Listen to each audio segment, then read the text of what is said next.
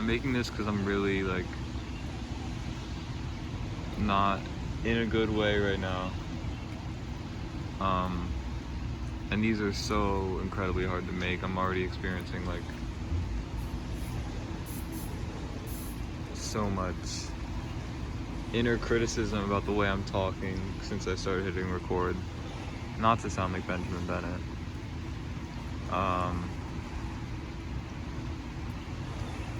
But it just, I'm just confused.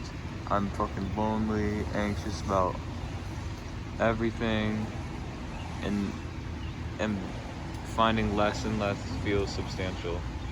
And even that isn't like really that true either. It's the same thing. It's like me doing this right now is gonna result in something that sounds like I'm copying walking and talking, but it's not in a contrived way. It's in a way of I relate to that nothingness, but also the something so much that me expressing my thoughts authentically sounds similar to him doing so, and they're both real. I'm still, I'm really not down with myself. I'm realizing it's so hard.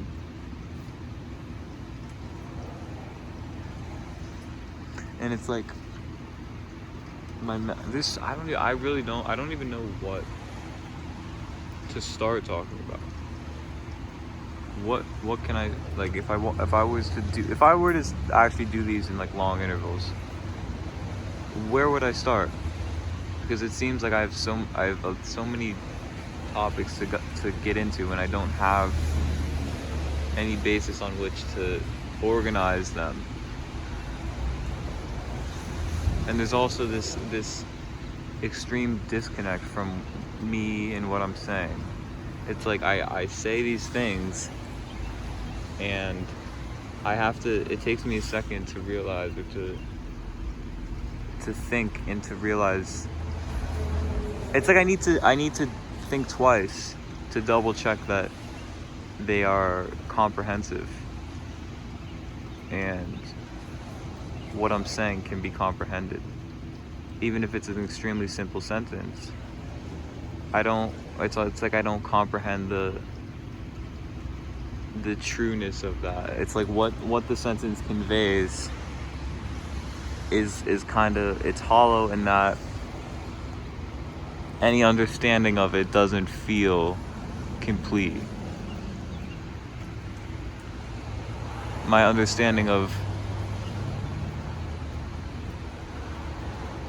and of course it's like you can get into the paradoxical nature of, well, does my understanding of saying any understanding doesn't feel complete, does that feel complete? And it doesn't. It's consistent, but it's also inconsistent. That's the paradox there. It doesn't feel complete because there are times when I feel like something I say or a thought I have is comprehensive and can be comprehended in a solid way. Or maybe it's contrived. Maybe I try to tell myself that comprehending is a possibility. There are times when I feel like I have it, and then it's like any actual like solid comprehending just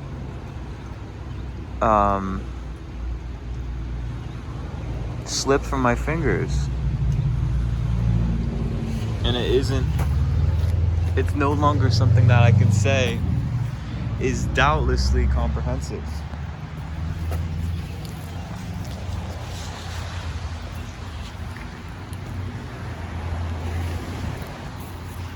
It's like there's this evasive, elusive quality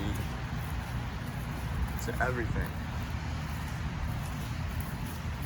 No concept can be like fully understood and fully grasped,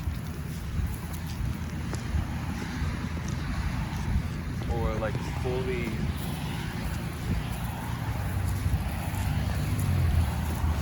realized or fully lived by. I don't think there's any mindset or worldview or way of governing yourself that you can be loyal to and find to be impregnable. It's like every single way of trying to organize yourself in the world is faulty and will fail. And it'll be successful also. And it'll go back and forth.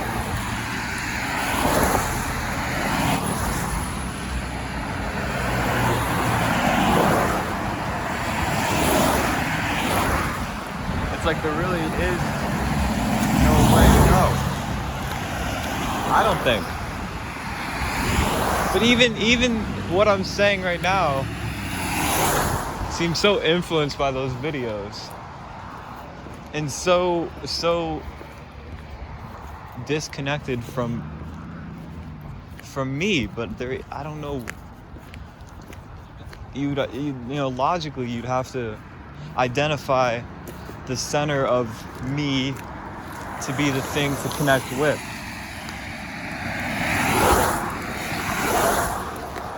But the larger problem is that I can't do that. I don't know what is me, who I am. Is there any me, or is there just a miscellaneous molding together of bits and pieces of stimuli and influence, external influence? Sometimes it feels like that's all.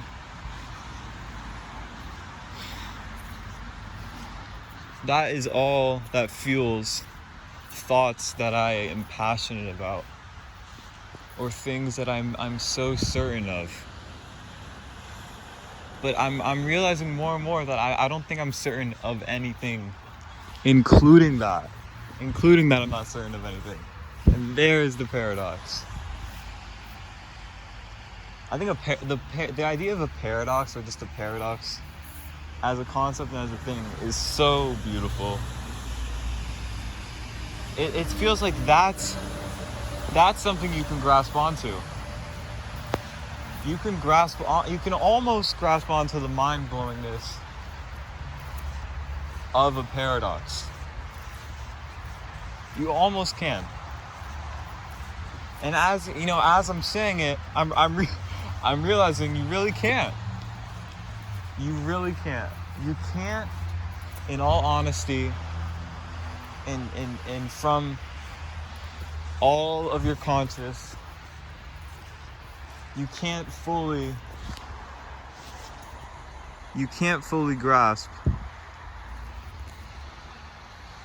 how profound the existence of a paradox is. And it's so profound. It's so profound. The fact that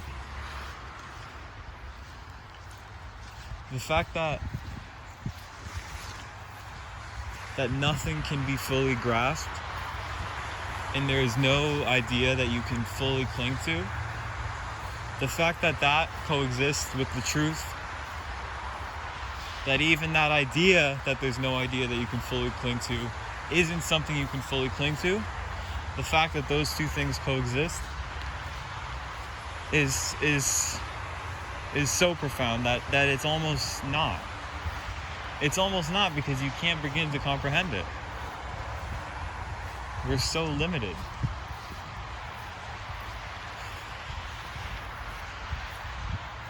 And it's like these thought experiments and these words,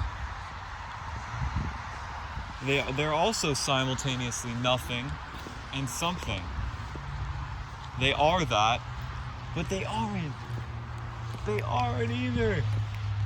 This is essentially Benjamin Bennett walking and talking, but in a much shorter format, and spending much less time on each major bullet point of what the episodes tend to cover.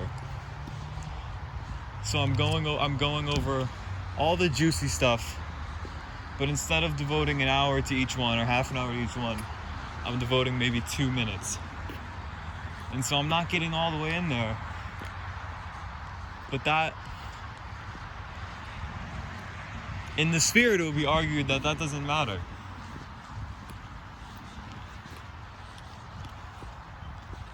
I am realizing, though, that talking, the experience of talking and the knowledge of it being recorded to be used or to be attached to or to be claimed as something that I've done, something that I can hold on to as something like this. The fact that I'm recording this video is an ego-based thing. It's an ego-based motivation. If ego wasn't a factor, then I wouldn't have any reason to record this. It's an ego-based thing because it can be rewatched by myself when I'm maybe feeling unfulfilled or uncreative, and I can rewatch videos like these and use them as evidence of, like, yeah, look at you, you're doing something. This is what you've done. This is something you did. And I will say that I'm not past the point of indulging in that at all. That's something I definitely will indulge in this video after I'm done recording it, 100%.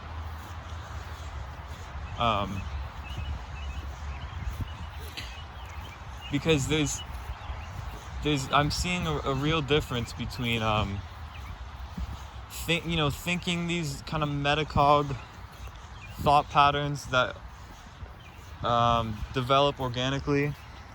I'm seeing a difference between that and saying them out loud and recording at the same time. And just, even if I wasn't recording, saying them out loud feels more substantial. It feels more within the environment, because I'm exuding stimuli into the environment. And right now there aren't any other people consuming the stimuli or responding to it or even being aware of it, but it is there. And there's the chance of, if there was someone just right here, they could hear what I was saying and they would connect the words and it would make sense to them. And so that's an example of finding some sort of grounding or evidence that you do exist within your environment, in the way that the stimuli you put out can be received and responded to, or not responded to by others, but it's received nonetheless. So there's a satisfaction to that.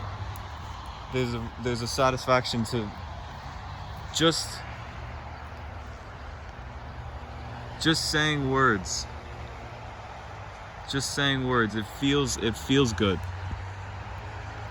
There's pleasure to just speaking out loud rather than feeling like a crazy person thinking these things in your head. There's pleasure. And of course it's that pleasure of the more tactile experience of speaking, combined with the knowledge, the pleasurable knowledge that this video can be used indulgently or not as evidence of having created something. And that feels rewarding as well. And right now, it's like I'm aware of the elusive nature of that feeling.